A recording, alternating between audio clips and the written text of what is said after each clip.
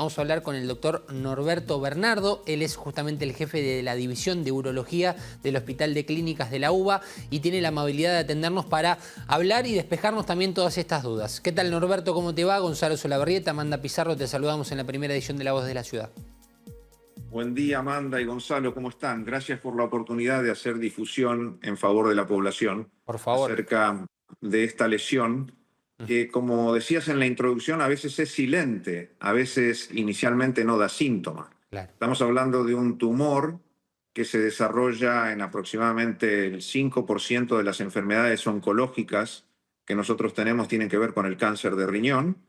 Y existen distintos tipos, pero actualmente la incidencia está aumentando, no está disminuyendo, está aumentando. Está aumentando por dos razones. Una es porque cada vez vemos en pacientes más jóvenes este tipo de lesiones. Esto está vinculado al tabaquismo, al consumo de dietas grasas, al sobrepeso, a la hipertensión arterial.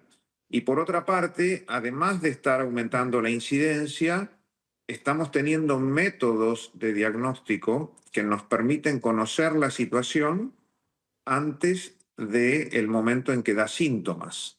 De hecho, en los controles de salud que nos hacemos anualmente, habitualmente nos hacen una ecografía del abdomen y en esa ecografía del abdomen puede descubrirse una lesión que ha iniciado su desarrollo y que todavía no dio ningún síntoma, pero que podría darlos en el futuro.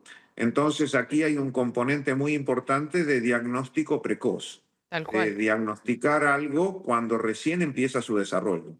Qué importante lo que mencionas, Norberto. La verdad que más allá de que, lógico, nunca es agradable una noticia con el desarrollo posible, ¿no?, de una enfermedad de estas características, siempre es muy positivo tener el diagnóstico precoz, como vos mencionabas. Siempre que hablemos de cáncer o de alguna enfermedad de estas características, es muy importante no agarrarlo a tiempo, como se dice quizás de una manera más vulgar. Vos hablabas, ¿no?, de algunos factores que pueden incidir en este tipo de enfermedad. ¿Pensás que también hay un grupo etario que pueda llegar a ser más propenso en los jóvenes, como vos decías, simplemente por estas cuestiones, también por una cuestión biológica, hereditaria? Contanos un poquito más sobre eso. Y hay un componente menor que tiene que ver con lo hereditario. Hay pacientes que tienen antecedentes en toda su familia de cáncer de riñón y está vinculado a la enfermedad de von Hippel-Lindau, que es una enfermedad hereditaria que, entre otras cosas, se manifiesta por el desarrollo de cáncer de riñón. Esto no es lo más frecuente, sin embargo, hay que siempre, tal cual decías, indagar acerca de historia familiar. ¿Hay algún abuelo, hay algún tío, alguna tía, madre que haya tenido lesiones de riñón? Y saber qué tipo de lesiones de riñón. Y la población, lo que nos está llamando la atención es esto que también decías, que la población joven, estamos diagnosticando en pacientes jóvenes, alrededor de los 50 años, lesiones que antes diagnosticábamos a una edad mayor.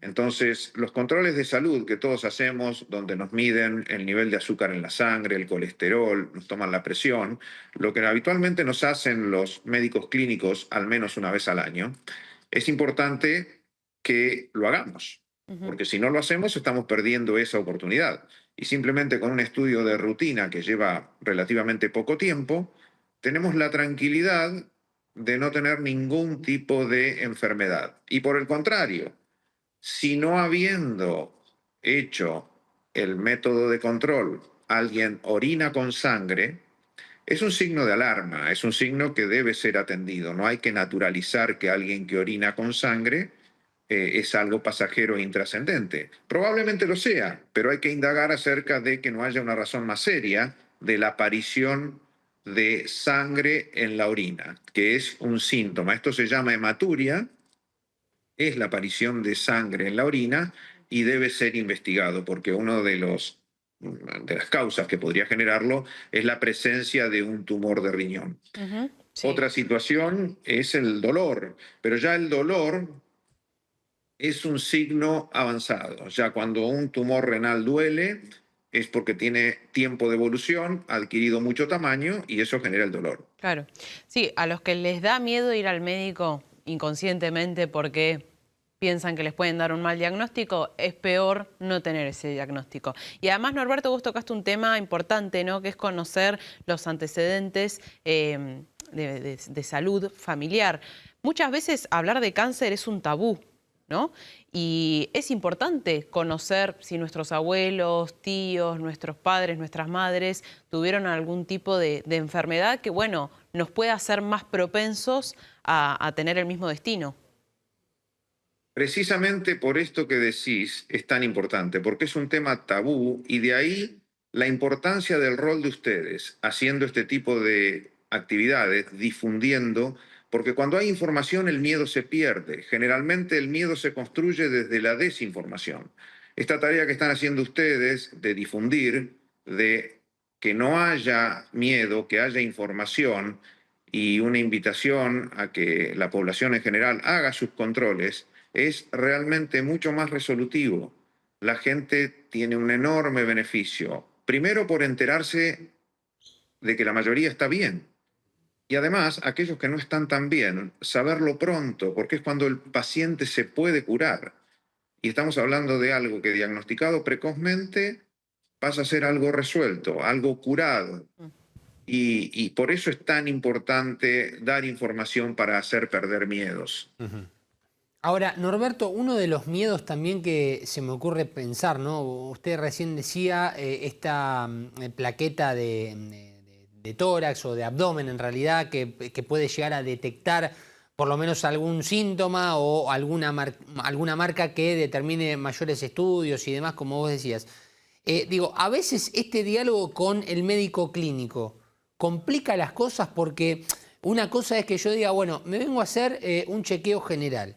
Te mandan a hacer, obviamente, el estudio de sangre, el estudio de orina, algún electro en algunos casos, pero a veces es difícil no salirse de esa cuestión básica de lo que siempre se conoció como el estudio general o el chequeo general y ampliarlo y decir, che, pará, me quiero hacer también una tomografía o una radiografía de abdomen, de tórax y demás. ¿Ese diálogo con el clínico debe mejorar, cree usted, de su perspectiva?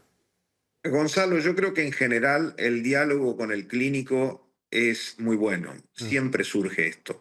Y precisamente la oportunidad está en tener ese diálogo. Claro. No tener. Cuando tenemos el diálogo, el pedido de una ecografía de abdomen, que es un estudio absolutamente accesible a todo el mundo, es un método de diagnóstico muy eficiente y que permite esto. En realidad, volviendo a tu pregunta, Gonzalo, ni siquiera es que nosotros como pacientes tenemos que decirle, ¿usted me pediría este estudio en particular? En general, como es un estudio de rutina que lo incluye, es difícil que vos, Gonzalo, tengas que pedirle a un médico cuando te hace la orden del laboratorio que te pida el nivel de colesterol en sangre, porque de hecho lo hace naturalmente.